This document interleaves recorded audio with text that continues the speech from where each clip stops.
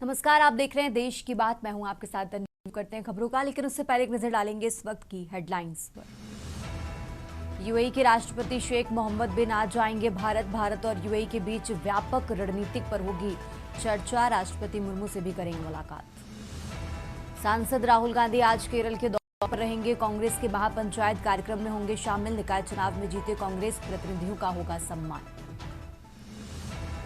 BJP राष्ट्रीय अध्यक्ष पद के लिए नामांकन प्रक्रिया आज होगी शुरू। बीजेपी शासित राज्यों के लिए सभी मुख्यमंत्री दिल्ली बुलाए गए। यूपी से प्रस्तावक होंगे। एसआईआर पर आज सुप्रीम कोर्ट में सुनवाई। पिछली सुनवाई में चुनाव आयोग बोला था ये सिर्फ नागरिकता वेरीफाई करने के लिए एसआईआर है। जम्मू कश्मीर में आतंकी मुठभेड़ में 8 जवान घायल, एयरलिफ्ट किए गए। किश्तवाड़ के सोनार में ऑपरेशन तराशी 1 जारी। घने कोहरे की चादर में लिपटी दिल्ली, कई फ्लाइट्स लेट। ग्रेड 4 लागू होने के बावजूद एक्यूआई 400 के पार। आप देख रहे हैं के न्यूज़, खबरों का सारथी। और अब रुक करते हैं खबरों का और शुरुआत करते हैं दिल्ली की खबर से। राजधानी दिल्ली से बड़ी खबर आपको बता रहे हैं। राहुल गांधी की सुल्तानपुर कोर्ट में आज पेशी होगी। तो सुल्तानपुर कोर्ट मानहानि के मुकदमे में सुनवाई कर रहा है। सांसद राहुल गांधी आज सुल्तानपुर कोर्ट में पेश हो सकते हैं।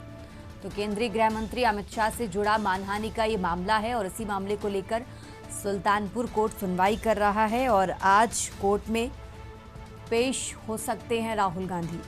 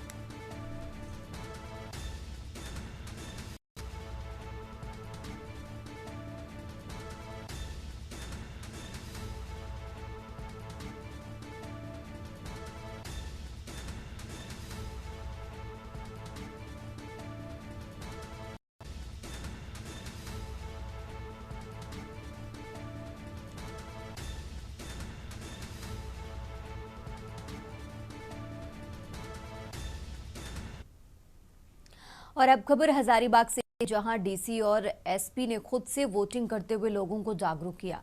इसके बाद सभी पुलिसकर्मी और पत्रकार भी वोटिंग का मजा उठाते नजर आए। जहां इस पिकनिक में हजारीबाग के डीसी शशि भूषण सिंह और जिला कप्तान अंजलि अंजन भी शामिल हुई, जहां उन्होंने वोटिंग के साथ जय केदार खाने का लुत्फ उठाया। साथ ही जिला के सभी चैनल और अखबार के ब्यूरो चीफ और संपादक और रिपोर्टर शामिल हुए, जिसमें सीसीआर, डीएसपी, एडिशनल एसपी तथा सीडीपीओ, सभी थाने के इंस्पेक्टर और सब इंस्पेक्टर शामिल हुए।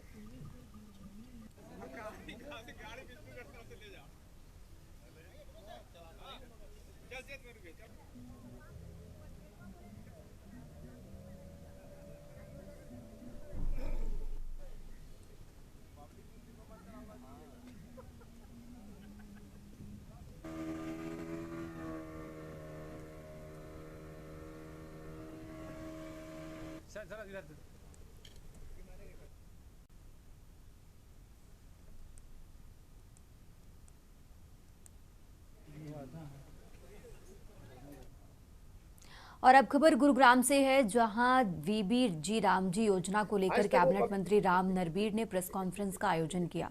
उनके साथ गुरुग्राम के विधायक मुकेश शर्मा एवं जिलाध्यक्ष पिंटू त्यागी मौजूद रहे। राम नरबीर ने कहा कि योजना पारदर्शी और ग्रामीणों के फायदे की योजना है। उन्होंने कहा कि मनरेगा भ्रष्टाचार का केंद्र बन गई थी, लेकिन जी रामजी योजना स्थायी रोजगार की गारंटी है। राव नरबीर को भाजपा कार्यालय गुरु कमल में जी रामजी योजना पर आयोजित कार्यशाला को संबोधित कर रहे थे। कार्यक्रम की अध्यक्षता भाजपा जिलाध्यक्ष सर्वप्रीत त्यागी ने की। कार्यशाला से पहले कैबिनेट मंत्री राव नरबीर सिंह ने प्रेस वार्ता कर रामजी योजना के बारे में पत्रकारों से विस्तार से बातचीत की। पिछले बजट में 3,000 करोड़ रुपए मंजूर किया। ककरोई से वो चंदू और यहाँ बसई में आएगी और इस साल मार्च के आसपास उसका शुरू हो जाएगा। डीपीआर तैयार हो रही है, क्योंकि समय लगता है। पानी आता है तो खुले उसमें बहुत गंदगी आ जाती है, आप देखते हो। गर्मियों के दिनों में और जिलों में उस पानी में साइफन लगाकर उस पानी को तोड़ते भी थे। आज तक वो कब्जा करे बैठे हैं, रास्ता नहीं खुलेगा, जनता को रास्ता नहीं खुला। तो आरोप कोई लगाओ, लेकिन निराधार आरोप कोई भी लगा सकता है। जबान पे कोई इसका हड्डी तो है नहीं, कहीं चला लो। मंत्री जी, मेरा एक सवाल है। जब सरकार चुनती है तो आपने खुद कहा है कि जनता, नेता, कार्यकर्ता सब मिलकर बनाते जी। 2026 में दिखाई देगा काम जो पाइपलाइन में थे बाहर निकल के आएंगे। एक प्रजातांत्रिक प्रणाली में एक प्रक्रिया होती है, उसको पूरा कर रहे हैं। नहर गुड़गांव में कोई नहीं आनी, एक पानी आना जो नहर पहले बनी उसको पाइपलाइन से दाब के ला रहे हैं। पिछले बजट में 3,000 करोड़ रुपए मंजूर किया। ककरोई से वो चंदू और यहाँ बसई में आएगी और इस साल मार्च के आसपास उसका शुरू हो जाएगा। डीपीआर तैयार हो रही है, क्योंकि समय लगता है। पानी हम आता है तो खुले उसमें बहुत गंदगी आ जाती है, आप देखते हो। गर्मियों के दिनों में और जिलों में उस पानी में साइफन लगाकर उस पानी को तोड़ते थे। आज तक वो कब्जा करे बैठे हैं, रास्ता नहीं खुलेगा, जनता को रास्ता नहीं खुला। तो आरोप कोई लगाओ, लेकिन निराधार आरोप कोई भी लगा सकता है। जबान पे कोई इसका हड्डी तो है नहीं, कहीं चला लो। मंत्री जी, मेरा एक सवाल है। जब सरकार चुनती है तो आपने खुद कहा है कि जनता, नेता, कार्यकर्ता सब मिलकर बनाते हैं। जी। 2026 में दिखाई देगा काम जो पाइपलाइन में थे सारे बाहर निकल के आएंगे। एक प्रजातांत्रिक प्रणाली में एक प्रक्रिया होती है, उसको पूरा कर रहे हैं। नहर गुड़गांव में कोई नहीं आनी, एक पानी आना जो नहर पहले बनी उसको पाइपलाइन से दाब के ला रहे हैं। पिछले बजट में 3,000 करोड़ रुपए मंजूर किया। ककरोई से वो चंदू और यहाँ बसई में आएगी और इस साल मार्च के आसपास उसका शुरू हो जाएगा। डीपीआर तैयार हो रही है, क्योंकि समय लगता है। पानी हम आता है तो खुले उसमें बहुत गंदगी आ जाती है, आप देख। और अब खबर लखनऊ से, जहां सपा प्रमुख अखिलेश यादव बैठक करेंगे। तो विधानसभा चुनाव को लेकर बड़ी बैठक करने वाले हैं सपा प्रमुख अखिलेश यादव। लखनऊ में सभी सांसदों की बैठक बुलाई गई है। 37 सांसद, 4 राज्यसभा सांसद इस बैठक में शामिल होंगे। बैठक में सपा के वरिष्ठ नेता भी मौजूद रहेंगे। तो साल 2027 के विधानसभा चुनावों को लेकर ये पहली बैठक होने वाली है। विधानसभा प्रत्याशियों के चयन की कड़ी में ये पहली बैठक है। सांसद से संसदीय क्षेत्र में विधानसभा सीटों पर चर्चा होगी। सांसदों का रिपोर्ट कार्ड भी तैयार किया जाएगा। सरकार की जन विरोधी नीतियों को घेरने पर भी इस बैठक में निर्देश दिए जाएंगे।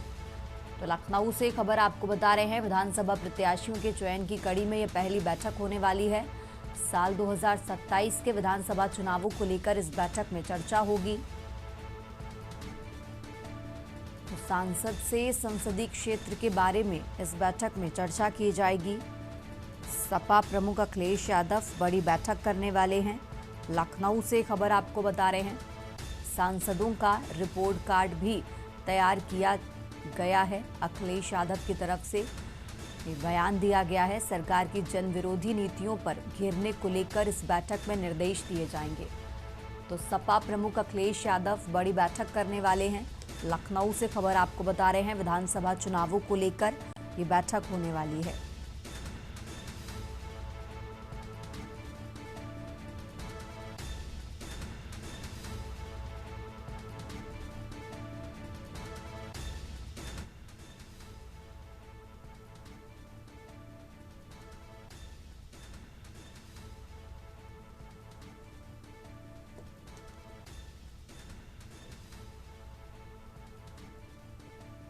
तो विधानसभा प्रत्याशियों के चयन की कड़ी में ये पहली बैठक होगी। से संसदीय क्षेत्र में विधानसभा सीटों पर इस बैठक में चर्चा होगी। विधानसभा प्रत्याशियों के चयन की कड़ी में ये पहली बैठक होने वाली है। लखनऊ से खबर आपको बता रहे हैं, सपा प्रमुख अखिलेश यादव बड़ी बैठक करने वाले हैं।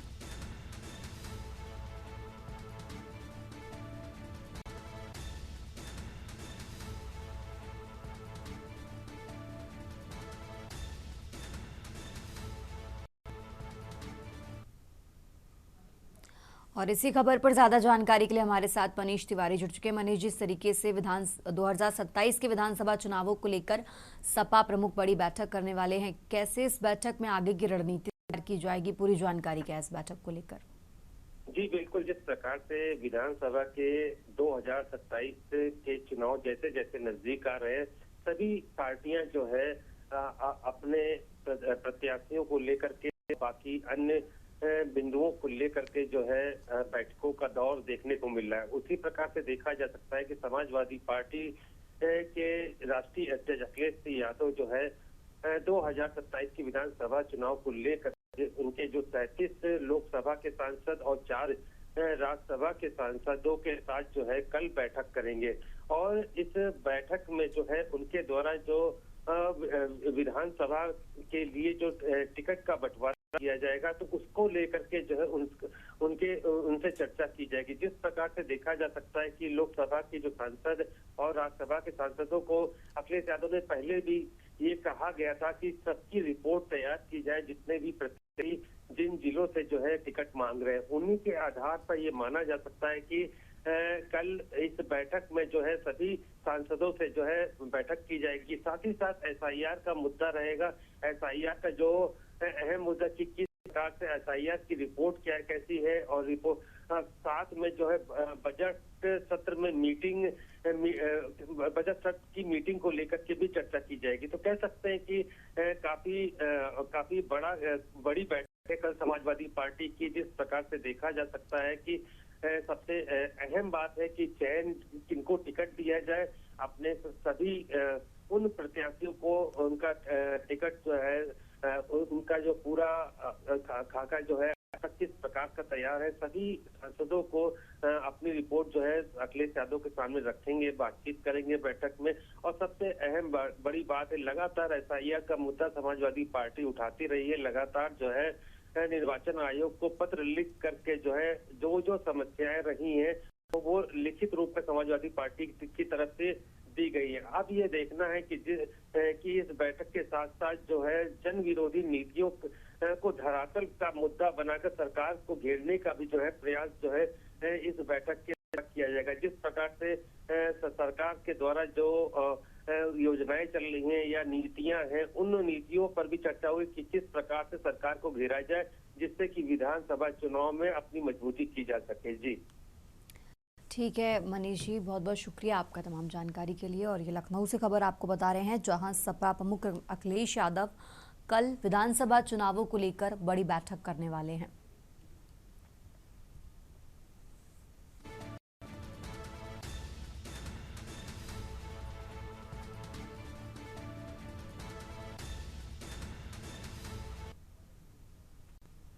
आगे बढ़ते खबरों में, खबर लखनऊ से है। परिवहन मंत्री दयाशंकर सिंह का तो सड़क सुरक्षा जागरूकता अभियान में शामिल होंगे। परिवहन मंत्री 2 दिवसीय प्रशिक्षण कार्यक्रम में शामिल होंगे। करीब 10:30 बजे विश्वेश्वरैया सभागार में ये कार्यक्रम का आयोजन किया गया है और इस कार्यक्रम में शामिल होंगे परिवहन मंत्री दयाशंकर सिंह। 10:30 बजे इस कार्यक्रम का आयोजन होगा।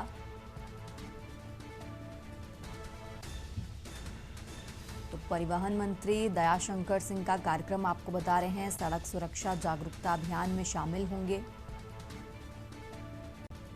2 दिवसीय प्रशिक्षण कार्यक्रम में शामिल होंगे परिवहन मंत्री।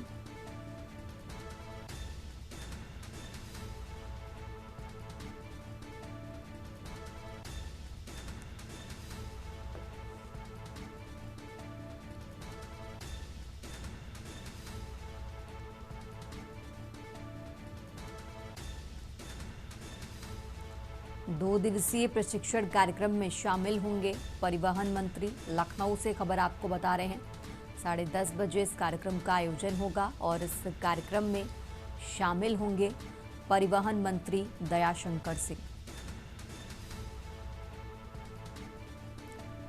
तो सड़क सुरक्षा जागरूकता अभियान में शामिल होंगे।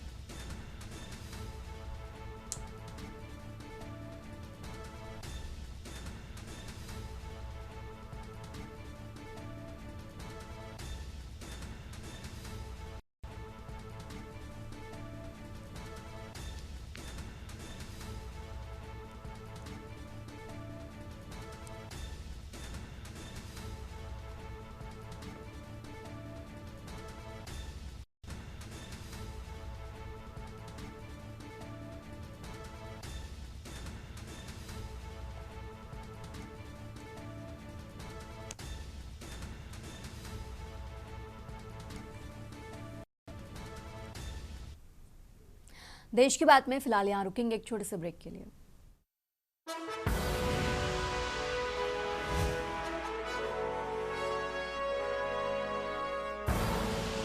आप देख रहे हैं के न्यूज, खबरों का साथ। ब्रेक से वापस आ चुके हैं, रुक करते हैं खबरों का। बात कर रहे हैं लखनऊ की, जहां बीजेपी राष्ट्रीय अध्यक्ष चुनाव प्रक्रिया आज। तो चुनाव प्रक्रिया में 20 प्रस्तावक हो सकते हैं। बीजेपी राजस्थान ने 20 सदस्यों की सूची दी है। किसी भी राज्य के राष्ट्रीय परिषद के सदस्य वोट करेंगे। लखनऊ से खबर आपको बता रहे हैं, जहां बाकी प्रस्तावक कितने होंगे आधिकारिक पुष्टि फिलहाल नहीं है। तो लखनऊ से खबर आपको बता रहे हैं, किसी भी राज्य के राष्ट्रीय परिषद के सदस्य वोट करेंगे। चुनाव प्रक्रिया में 20 प्रस्तावक हो सकते हैं। तो बीजेपी राजस्थान की तरफ से 20 सदस्यों की सूची जारी कर दी गई है। लखनऊ से खबर आपको बता रहे हैं, जहां किसी भी राज्य के राष्ट्रीय परिषद के सदस्य वोट करेंगे। बाकी प्रस्तावक कितने होंगे अभी फिलहाल आधिकारिक पुष्टि नहीं हुई है। तो लखनऊ से खबर आपको बता रहे हैं, बीजेपी राष्ट्रीय अध्यक्ष चुनाव प्रक्रिया आज। चुनाव प्रक्रिया में 20 प्रस्तावक हो सकते हैं।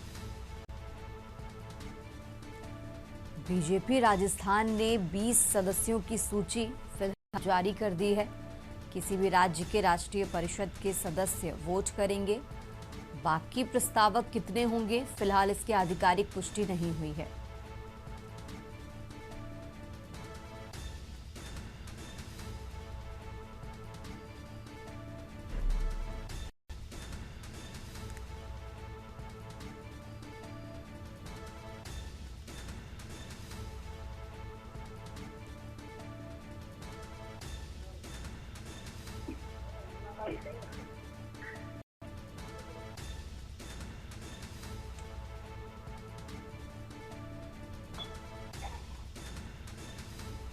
और इसी खबर पर ज्यादा जानकारी के लिए हमारे साथ मनीष तिवारी जुड़ चुके हैं। मनीष जी, इस के बीजेपी राष्ट्रीय अध्यक्ष चुनाव प्रक्रिया की बात कर रहे हैं। बीजेपी राजस्थान की तरफ से 20 जो सदस्यों की सूची जारी कर दी है। बाकी फिलहाल अभी इस मामले पर क्या कुछ अपडेट है? जी बिल्कुल, जिस प्रकार से देखा जाए तो भारतीय जनता पार्टी के राष्ट्रीय अध्यक्ष के चुनाव के लिए जो है 5 राज्यों से जो है 20 लोगों के प्रस्ताव भेजे जाते हैं, जिसमें से अब तक जो है राजस्थान के द्वारा जो है ऑथेंटिक रूप से जो है उनके द्वारा 20 सदस्यों के नाम भेजे जा चुके हैं। साथ ही जो 4 राज्य हैं अभी उनके प्रस्ताव जो है अभी आना बाकी है। जिस प्रकार से देखा जाए तो बीजेपी के संविधान के अनुसार जो है ये प्रक्रिया रहती है और जिसको लेकर के जो है अब इम्तियाज किया जा रहा है कि 5 राज्य वो कौन से होंगे जिनके द्वारा जो है 20 सदस्यों की सूची जो है उनके द्वारा जारी की जाएगी। हालांकि नामों की चर्चा है कि उत्तर प्रदेश से भी कई 20 नामों की जो है सूची बनाई गई है, लेकिन अभी तक जो है आधिकारिक पुष्टि नहीं की गई है। अभी तक कोई लेटर जारी नहीं किया गया। तो कहा जा सकता है कि जिस प्रकार से राजस्थान ने सबसे पहले जो है 20 प्रस्ताव जो सदस्यों की सूची है उनके द्वारा जारी कर दी गई है। अब बाकी जो है 5 अन्य राज्य जो बाकी बचे 4 राज्य और भी जो है उनकी जो है सूची कब जारी होती है उसी के आधार पर जो है बीजेपी के राष्ट्रीय अध्यक्ष का चुनाव होगा। तो उसी का इंतजार अब किया जा रहा है। जिस प्रकार से देखा जाए तो अभी तक जो प्रक्रिया है उसी प्रक्रिया के अंतर्गत जो है बीजेपी अपने राष्ट्रीय अध्यक्ष के चुनाव की प्रक्रिया को आगे बढ़ा रही है। जी ठीक है मनीष जी, बहुत बहुत शुक्रिया आपका तमाम जानकारी के लिए।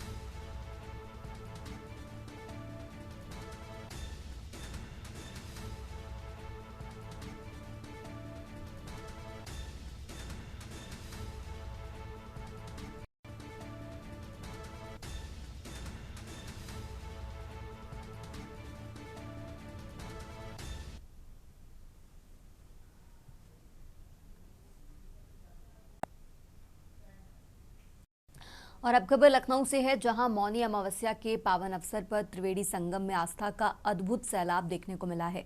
उत्तर प्रदेश के मुख्यमंत्री योगी आदित्यनाथ ने बताया कि इस पवित्र स्नान पर करीब 4 करोड़ से ज्यादा श्रद्धालुओं ने संगम में आस्था की डुबकी लगाकर भारतीय संस्कृति की शाश्वत और सनातन परंपरा को नमन किया।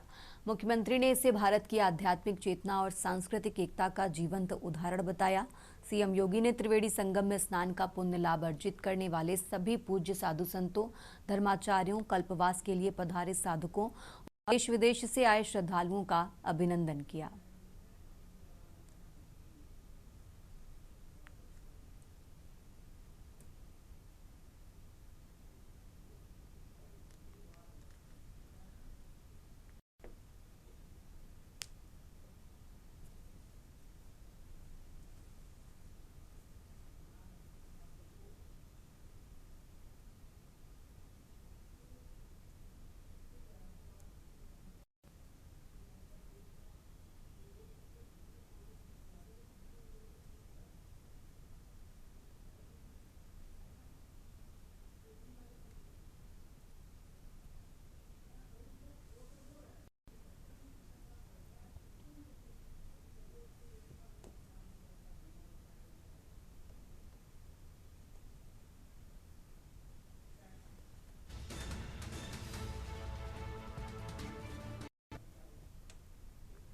और अब खबर फर्रुखाबाद से है, जहां फतेहगढ़ के अपर पुलिस अधीक्षक अरुण कुमार सिंह व सीओ कायमगंज राजेश कुमार द्विवेदी द्वारा भारी संख्या में पुलिस बल के साथ थाना कंपिल क्षेत्र अंतर्गत अपराध नियंत्रण, शांति सुरक्षा एवं कानून बनाए रखने हेतु पैदल गश्त कर आम जनमानस को सुरक्षा का एहसास कराया।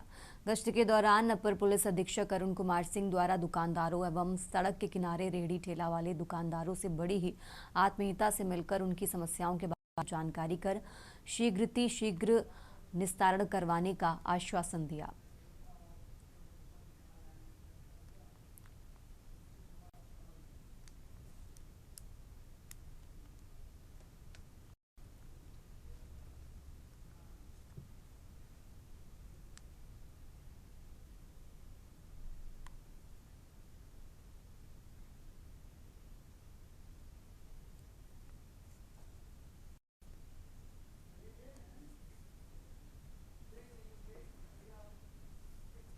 फिलहाल यहाँ रुकते हैं एक छोटे से ब्रेक के लिए।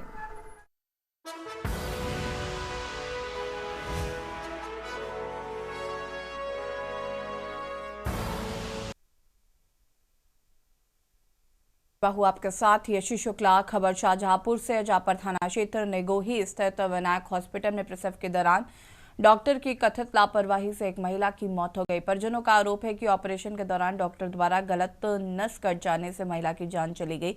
घटना से आक्रोशित परिजनों ने निगोही रोड पर महिला का शव रखकर करीब 2 घंटे से अधिक समय तक जाम लगा दिया।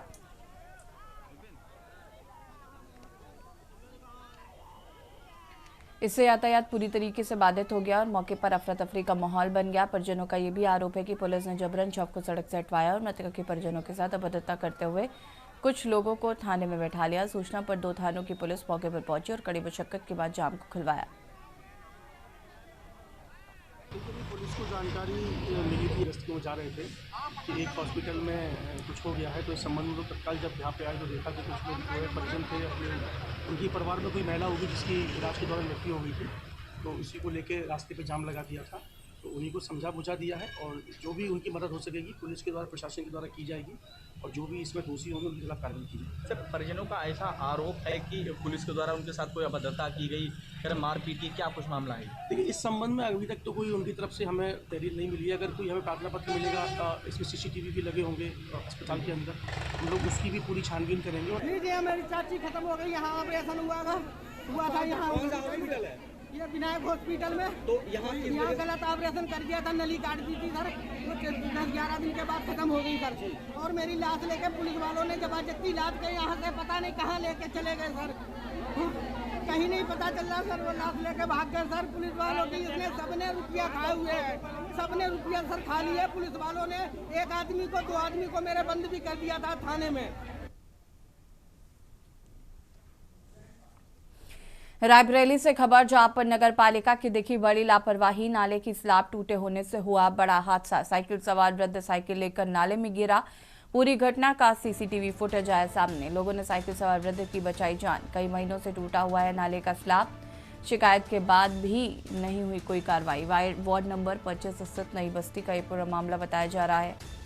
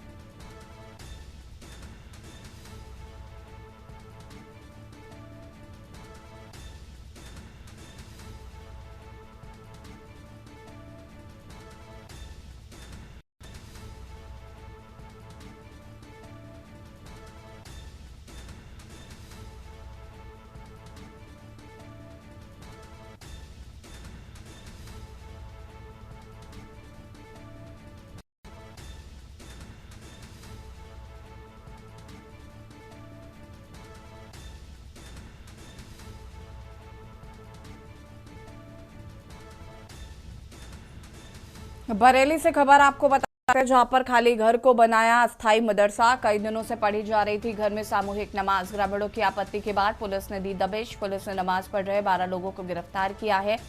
अनुमति न होने पर सभी का शांति भंग में किया गया है चालान। खाली मकान नमाज पढ़ने का वीडियो वायरल। बिशारतगंज थाना क्षेत्र के मोहम्मदगंज गांव का ये पूरा मामला बताया जा रहा है।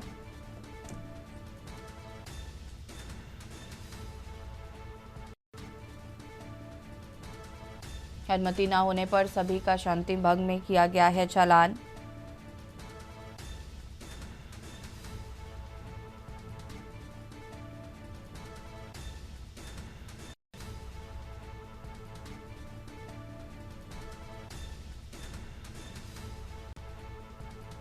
बरेली से खबर, खाली घर को बनाया अस्थायी मदरसा।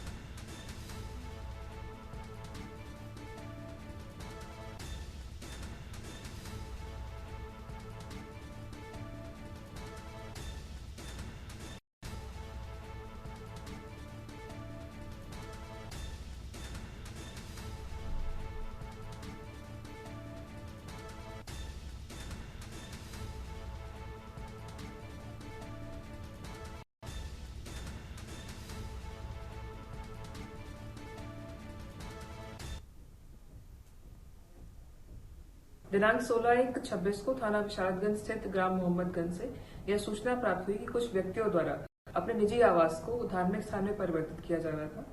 संभावित विवाद के दृष्टिगत सभी संबंधित व्यक्तियों को पुलिस टीम द्वारा हिदायत दी गई कि इस प्रकार की पुनरावृत्ति न की जाए।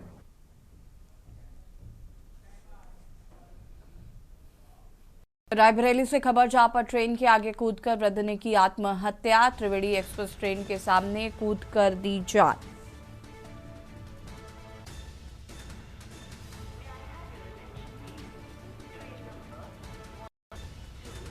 गुलाब चंद के रूप में हुई है मृतक की पहचान। जीआरपी पुलिस ने शव को कब्जे में लिया। हत्या के कारणों की जांच पड़ताल में जुटी पुलिस शहर कोतवाली क्षेत्र के रेलवे स्टेशन की यह घटना बताई जा रही है।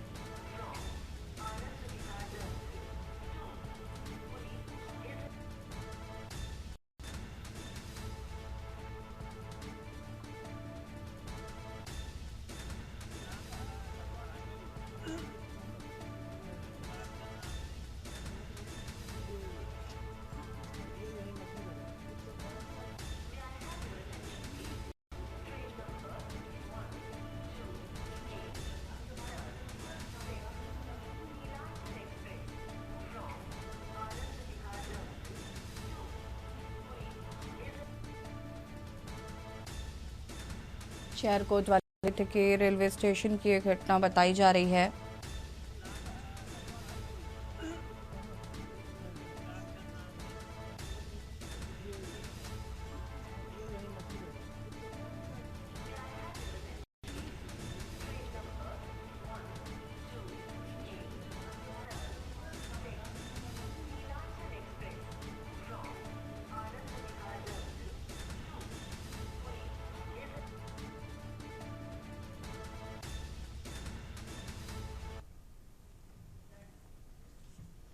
सोनभद्र में पुलिस का बड़ा एक्शन। पुलिस वाहनों वस्तुओं की कर रही है चेकिंग। पुलिस ने लोगों की सुरक्षा का भरोसा दिलाया है।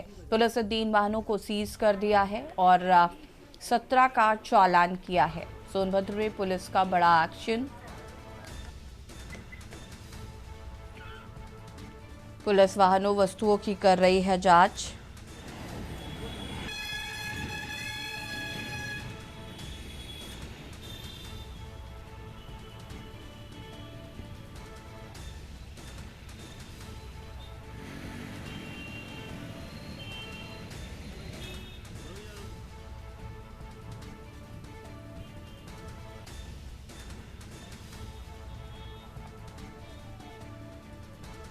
पुलिस ने लोगों को सुरक्षा का दिलाया भरोसा। 3 वाहनों को किया सीज, 17 का किया चालान।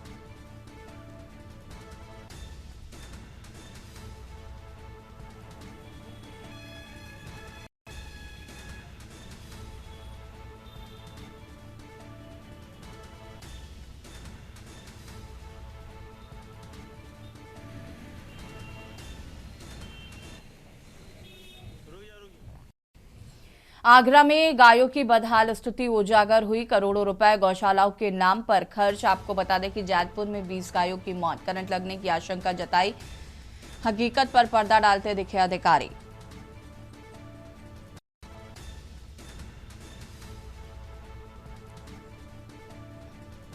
योगी सरकार के आदेशों की अवहेलना का आरोप।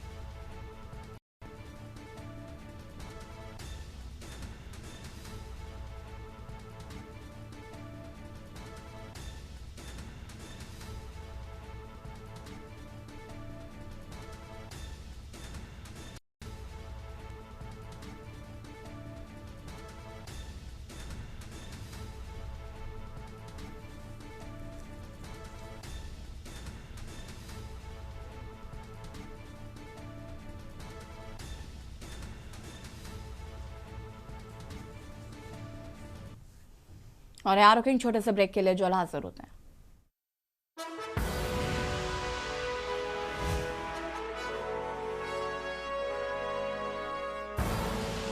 आप देख रहे हैं के न्यूज, खबरों का। ब्रेक के बाद एक बार फिर से आप सभी का स्वागत है और छत्तीसगढ़ से खबर आपको बता देते हैं। छत्तीसगढ़ से खबर।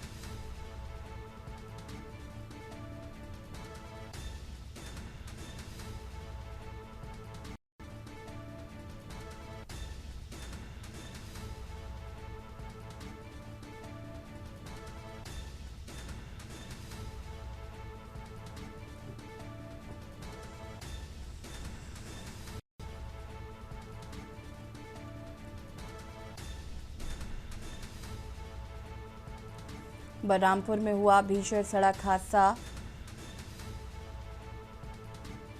सड़क हादसे में 8 लोगों की हुई मौत। झारखंड के लातेहार में हुई है घटना।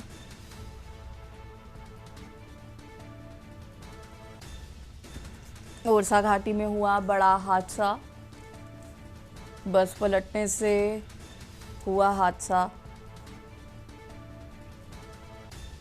दर्जनों लोगों की घायल होने की सूचना। पिपरसोत गांव के रहने वाले हैं सभी लोग। पुलिस की टीम भी मौके पर मौजूद।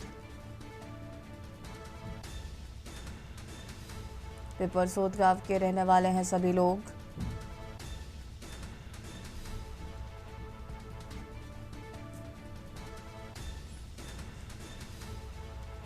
घायलों को इलाज के लिए भेजा जा रहा अस्पताल।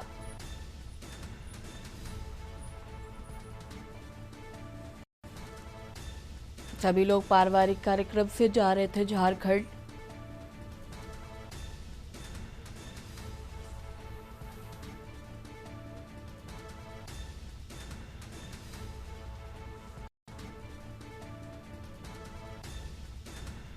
झारखंड के लातेहार में हुई है घटना।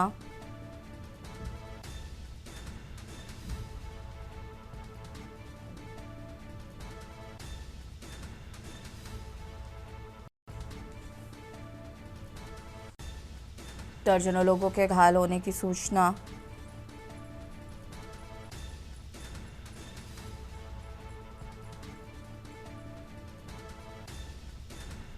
पुलिस की टीम भी मौके पर मौजूद।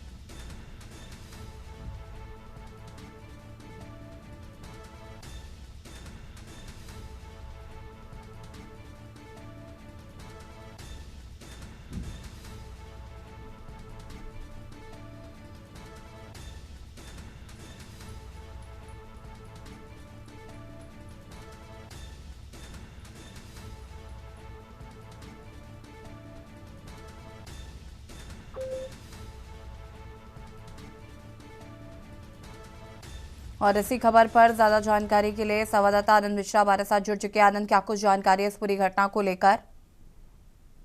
जी, ये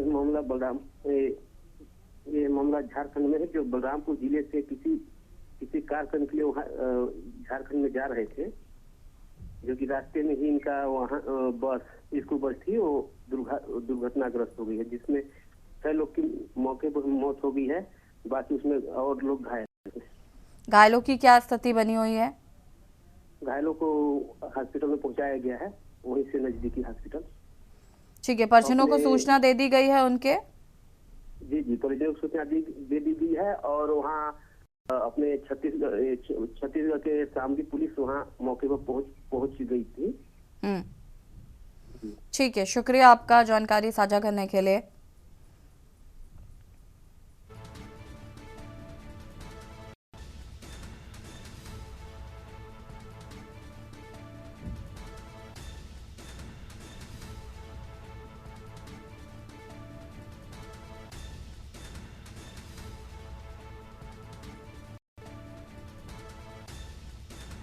छह लोगों की मौके पर ही हुई दर्दनाक मौत। बाकी घायलों को अस्पताल में भर्ती कराया गया है। मौके पर आला अधिकारी मौजूद।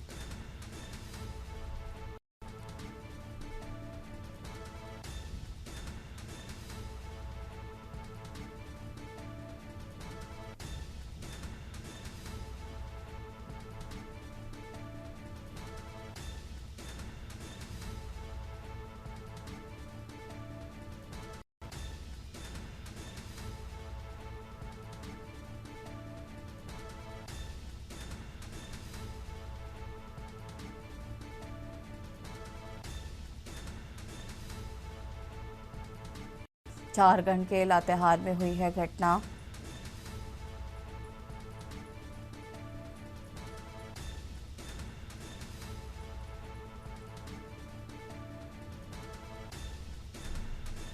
ओसा में हुआ बड़ा हादसा।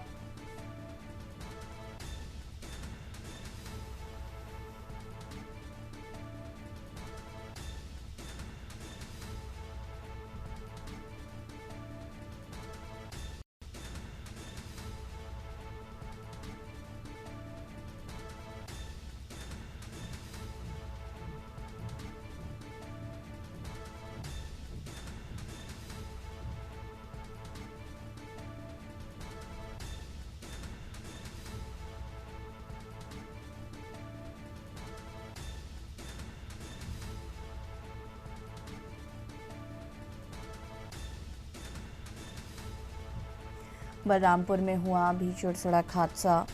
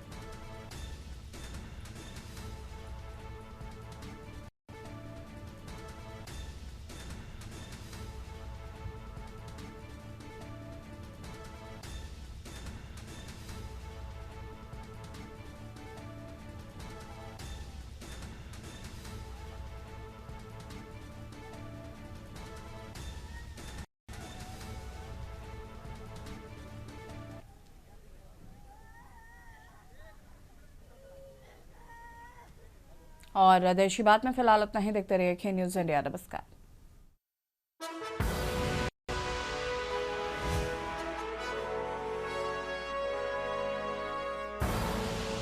आप देख रहे हैं के न्यूज़, खबरों का सारथी।